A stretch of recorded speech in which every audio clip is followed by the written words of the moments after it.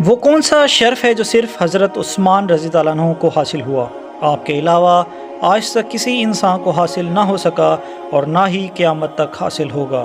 اس شرف کو جاننے سے پہلے آئیں ذرا حضرت عثمان رضی اللہ عنہ کی زندگی پر مختصر سی نظر ڈالتے ہیں۔ حضرت عثمان بن عفان رضی اللہ عنہ کا تعلق قریش کے قبیلے بنو امیہ سے تھا، جو کہ ایک مشہور اور طاقتور قبیلہ سمجھا جاتا تھا۔ آپ پہلے ایمان لانے والوں یعنی سابقون الاولون میں شامل ہیں۔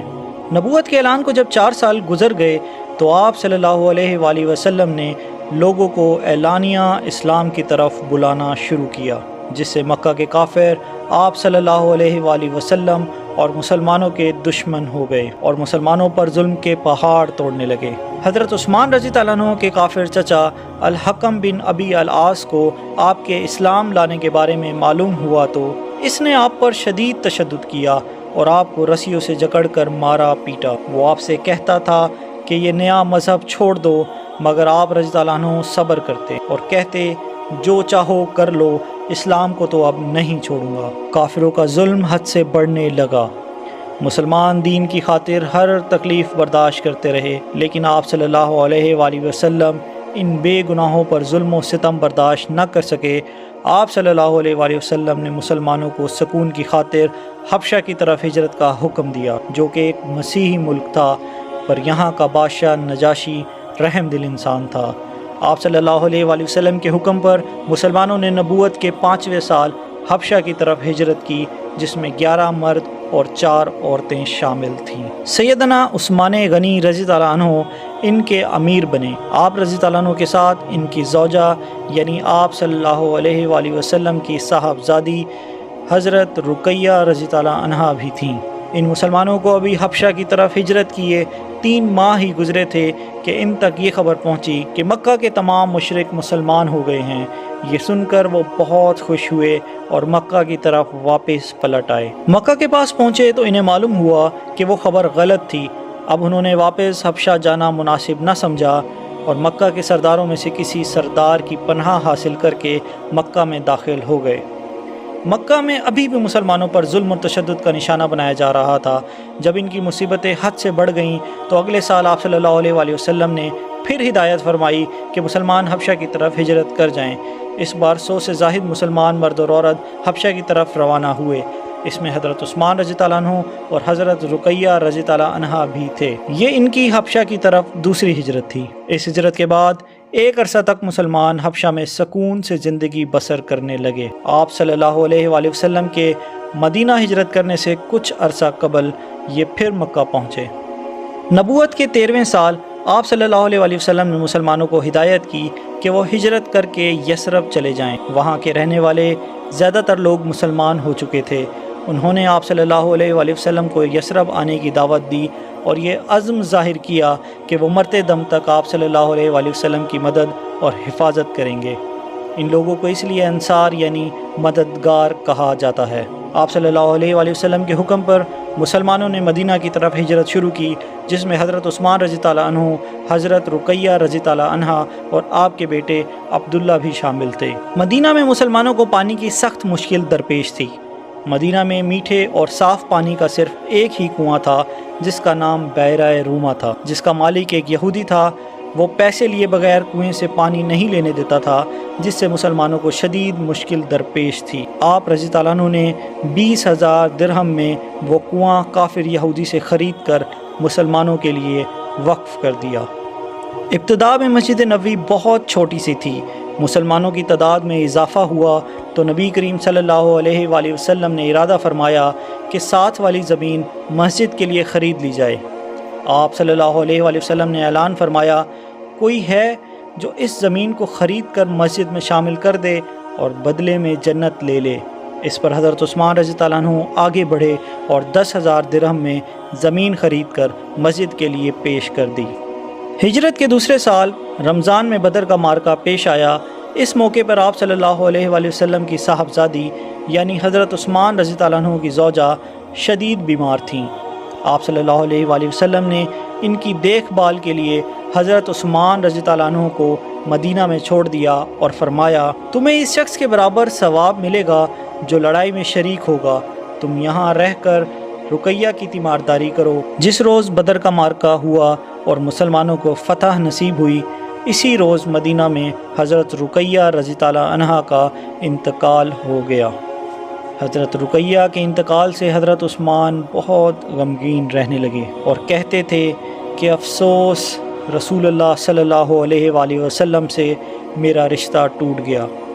آپ صلی اللہ علیہ وآلہ وسلم نے جب حضرت عثمان کی یہ حالت دیکھی تو اپنی دوسری بیٹی حضرت ام کلثوم رضی اللہ عنہا کا نکاح ان سے کر دیا۔ یہ وہ شرف ہے جو حضرت عثمان رضی اللہ عنہ کو حاصل تھا۔ حضرت عثمان رضی اللہ عنہ کے علاوہ دنیا میں کوئی ایسا شخص نہیں گزرا جن کے نکاح میں کسی نبی کی دو بیٹیاں آئی ہوں۔ آپ کا لقب ذو النورین ہے، جس کا مطلب ہے دو نوروں والا، کیونکہ آپ صلی اللہ علیہ وآلہ وسلم کی دو صاحبزادیوں سے آپ کی شادی ہوئی، اس لیے آپ کو یہ لقب ملا۔ غزوہ احد اور غزوہ خندق میں حضرت عثمان رضی اللہ عنہ نے شرکت کی اور بہادری سے لڑے۔ ہجرت کے چھٹے سال آپ صلی اللہ علیہ وآلہ وسلم 1400 صحابہ کو لے کر مکہ کی طرف عمرہ کی نیت سے روانہ ہوئے، کیونکہ جب سے ہجرت کر کے مدینہ آئے تھے مکہ شریف کی زیارت نہیں کی تھی۔ ان 1400 صحابہ میں حضرت عثمان رضی اللہ عنہ بھی شامل تھے۔ ادھر مکہ میں قریش کو جب مسلمانوں کی آمد کا پتہ لگا تو انہوں نے یہ عہد کر لیا کہ مسلمانوں کو مکہ میں داخل نہیں ہونے دیں گے۔ ان کی بہت سی تعداد مسلمانوں کا راستہ روکنے کے لیے مکہ سے نکل پڑی۔ آپ صلی اللہ علیہ وآلہ وسلم کو جب اس کی خبر ہوئی تو آپ صلی اللہ علیہ وآلہ وسلم نے مکہ سے کچھ دور حدیبیہ کے مقام پر قیام فرمایا۔ آپ صلی اللہ علیہ وآلہ وسلم نے قریش کو پیغام بھجوایا کہ ہمارا مقصد لڑنا نہیں ہے بلکہ کعبہ کی زیارت ہے، عمرہ کے بعد ہم واپس مدینہ چلے جائیں گے۔ آپ صلی اللہ علیہ وآلہ وسلم نے ایک قاصد بھیجا جن کے ساتھ قریش نے بد سلوکی کی۔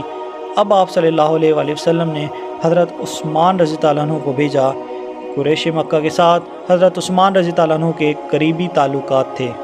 انہوں نے کہا آپ عمرہ کر لیں، باقی کسی کو مکہ میں داخل ہونے کی اجازت نہیں دیں گے، جس پر حضرت عثمان رضی اللہ عنہ نے جواب دیا میں رسول اللہ صلی اللہ علیہ وآلہ وسلم اور باقی مسلمانوں کے بغیر عمرہ نہیں کروں گا۔ اس پر کافروں نے حضرت عثمان رضی اللہ عنہ کو مکے میں روکے رکھا اور ادھر یہ خبر پھیل گئی کہ حضرت عثمان رضی اللہ عنہ کو نعوذ باللہ شہید کر دیا گیا ہے۔ آپ کے واپس نہ آنے کی وجہ سے مسلمانوں کو اس خبر پر یقین ہو گیا اور وہ سب کافروں سے بدلہ لینے کے لیے بے چین ہو گئے۔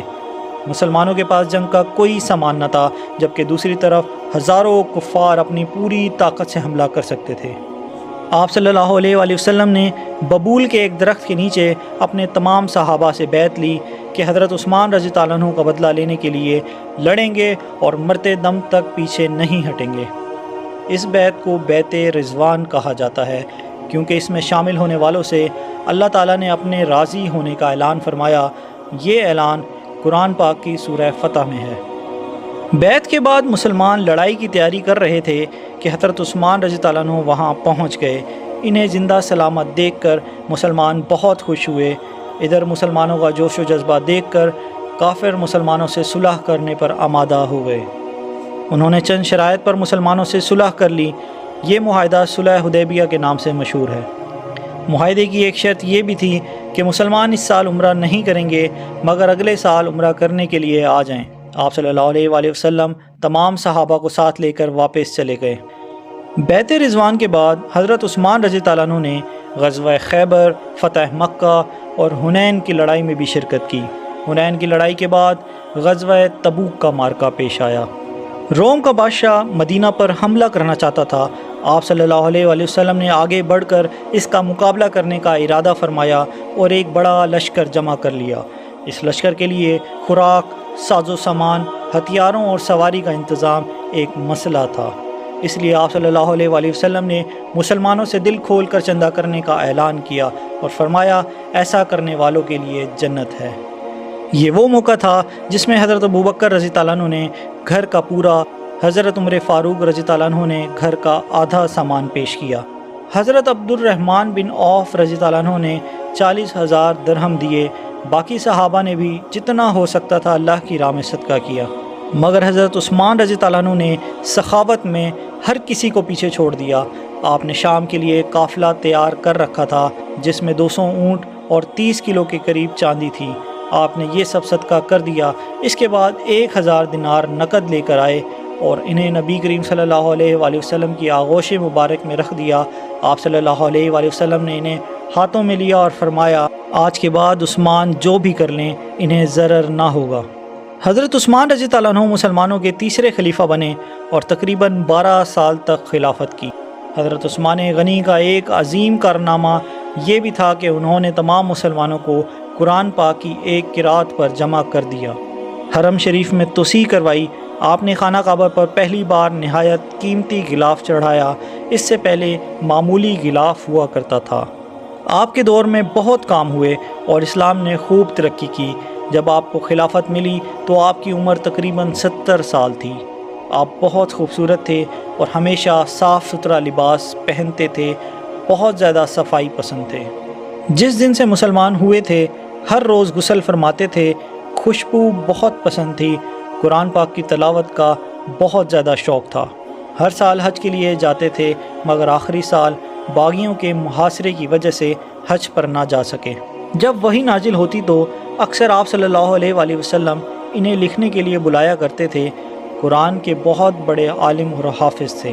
آپ صلی اللہ علیہ وآلہ وسلم کی 146 احادیث آپ رضی اللہ عنہ کے ذریعے امت تک پہنچیں۔